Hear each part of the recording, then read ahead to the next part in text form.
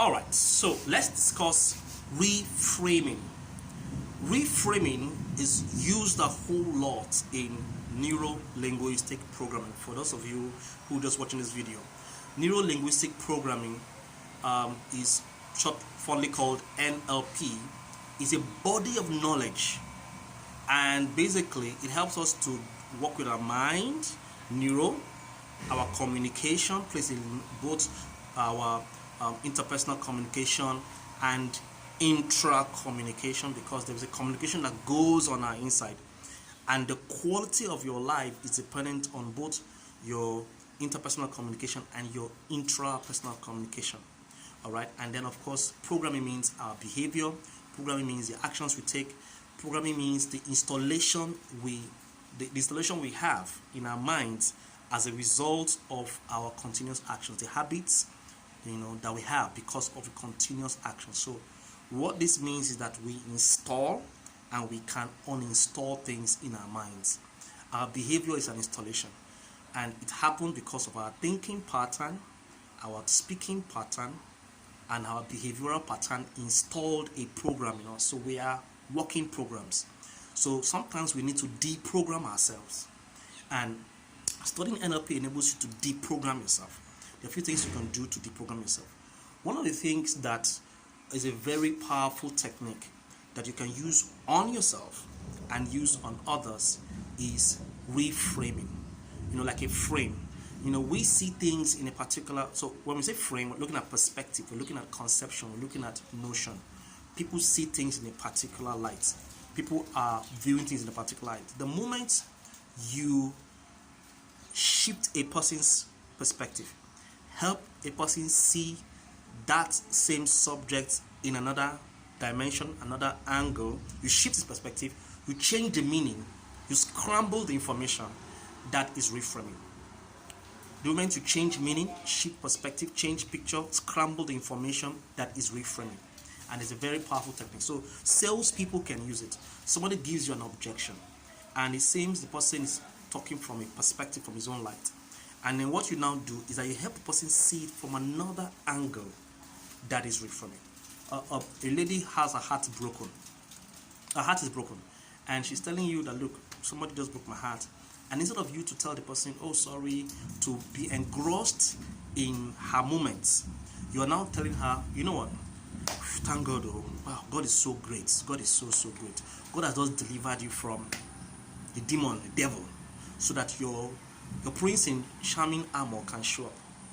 And she's like, if her references are scriptural, if she's a Christian and she believes so much in scriptures, and you draw from those references, she's reframed. You're like, okay, that's true. All things work together for my good.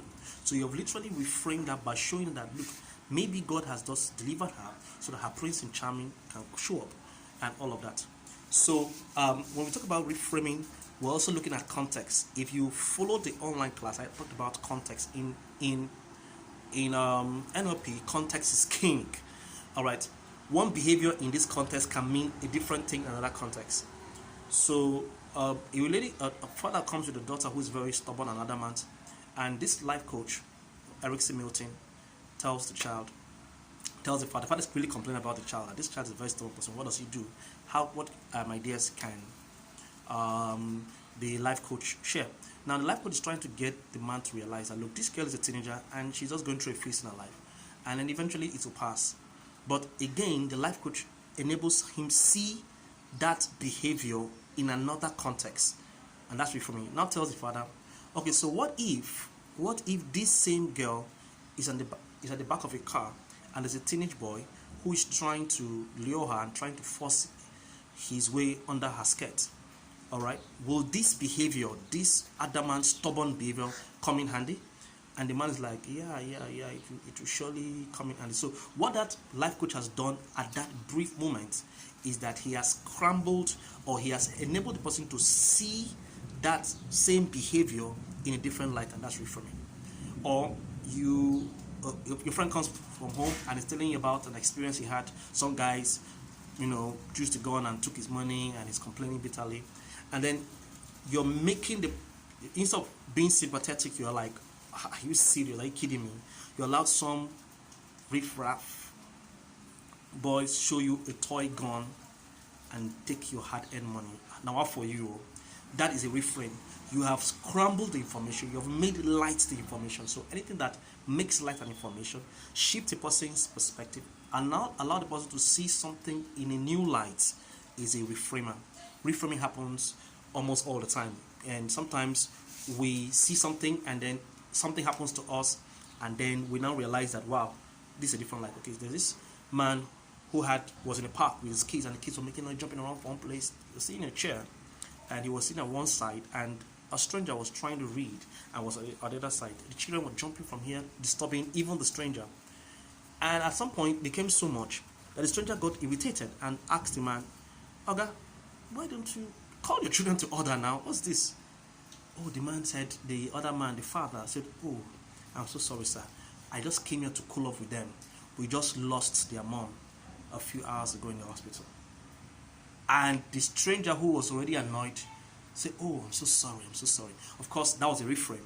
Something had happened almost immediately, that he was now seeing that same situation that was obviously negative in a new light. "Oh, so sorry, let them play, let them have fun." So reframe is always occurring.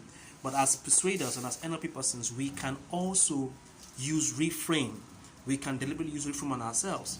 We must, and how do we do reframing on ourselves? We must always compare and contrast things in a way that benefits us.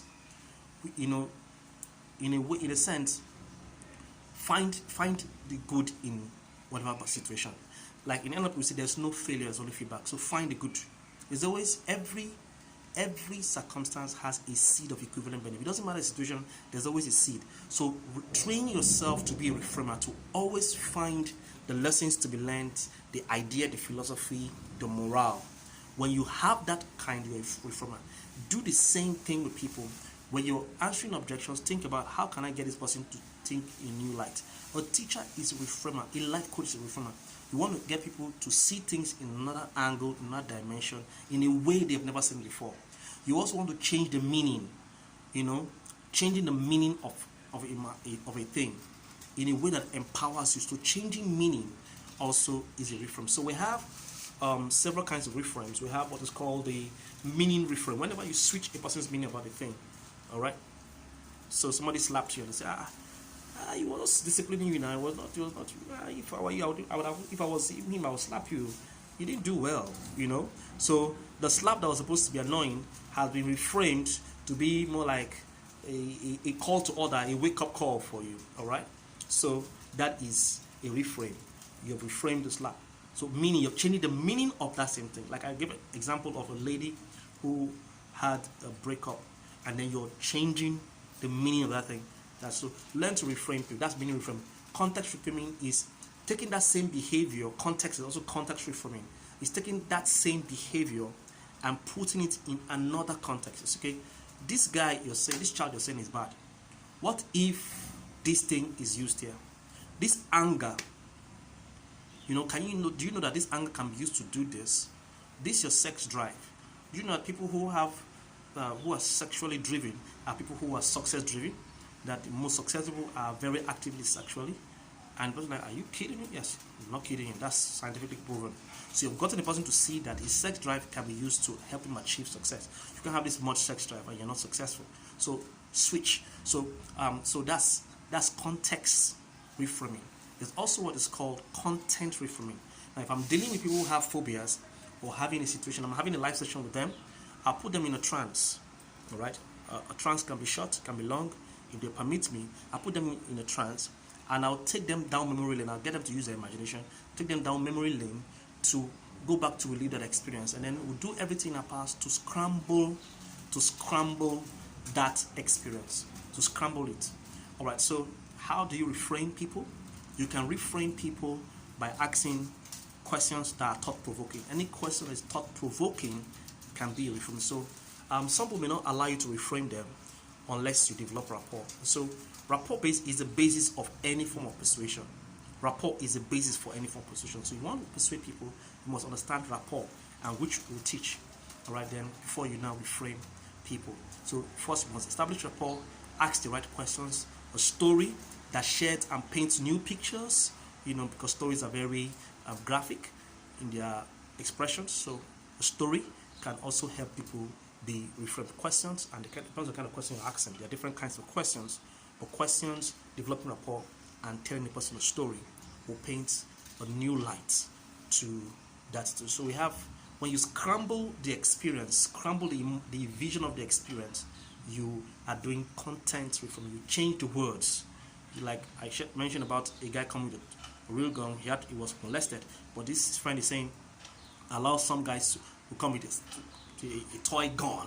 I mean, that is scrambling things, making light, mimicking. That's also a form of reframe. I hope this makes sense to you.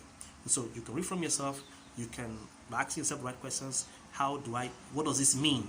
So every time anything happens to you, what does this mean? And you try to look out for empowering meaning, the feedback, the quality information there. What do I learn?